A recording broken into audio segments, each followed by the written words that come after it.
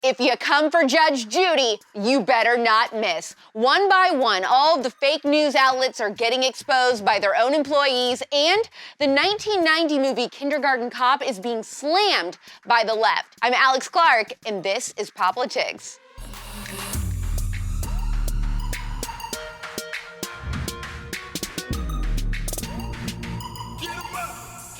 Judge Judy for president. This woman doesn't mess around. You know who I am, right?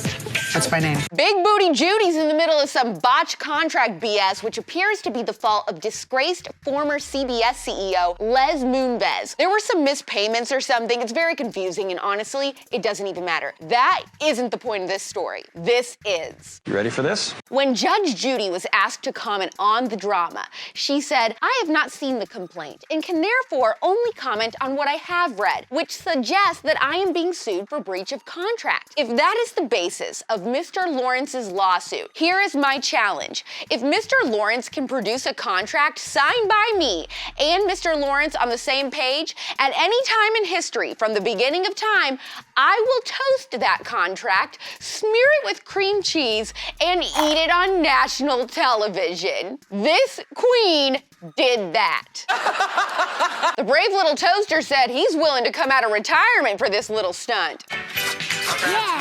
I don't know who the heck Mr. Lawrence is, but he gon' learn today. Judge Judy is the boss, applesauce. Beauty fades, dumb is forever. Nearly half of Americans now say the news media is very biased, according to AP News. And a producer from MSNBC just quit because, according to her, it's true. I just don't trust none of y'all. This chick, Ariana, quit MSNBC after 7 years because she said they block diversity of thought and amplify fringe voices and events at the expense of others, all because it pumps up the ratings. She literally described the mainstream media as a cancer. And I want you to know that I am not threatened. What a contrast to all the athletes kneeling right now based on a complete and total misinformation campaign that actually just wants to dismantle families, remove fathers from the home, and legalize prostitution, all under the guise of equality. That isn't bravery. There is no such thing as systemic racism. Only in America could a black man make at least $7 million a year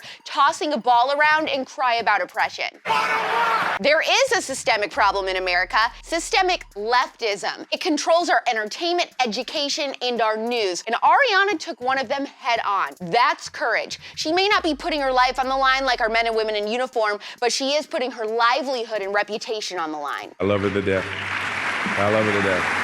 And organizers of the Northwest Film Center in Portland, Oregon were supposed to honor the 1990 Arnold Schwarzenegger comedy Kindergarten Cop, but then they pulled it from the lineup because anti-police critics are saying the PG-13 movie promoted a school-to-prison pipeline and romanticizes over-policing. What you need to do is take a nap and most likely never wake up because you're just dumb. The Twitter mob torched the movie for glorifying the traumatization of children by police.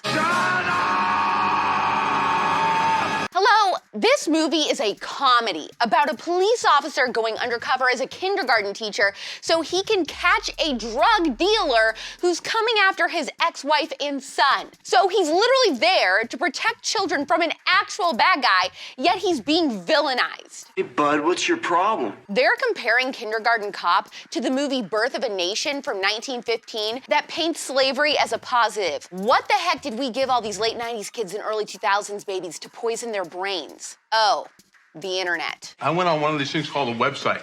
They got all the inside stuff. Some of you may not know this, but we do put my outfits that I wear every single day on our story. And if you want to go back and see older ones, you can just click the fashion story highlight. They're always there. You also have the option to listen to POPlitics too. Subscribe to us on Apple Podcasts, Spotify, and more. And make sure you leave us a 5-star review. But don't do any of that until you heart this episode. Tell me in the comments what you thought and share POPlitics to your stories. We need your help DMing the show to friends and telling them about us. Everything we do is grassroots and totally organic, so it has to be a CUTEservative team effort to help us grow. We're back tomorrow at 4 p.m. Eastern, 1 p.m. Pacific. It's pop culture without the propaganda every single day. I'm AlexClark, and this is POPlitics.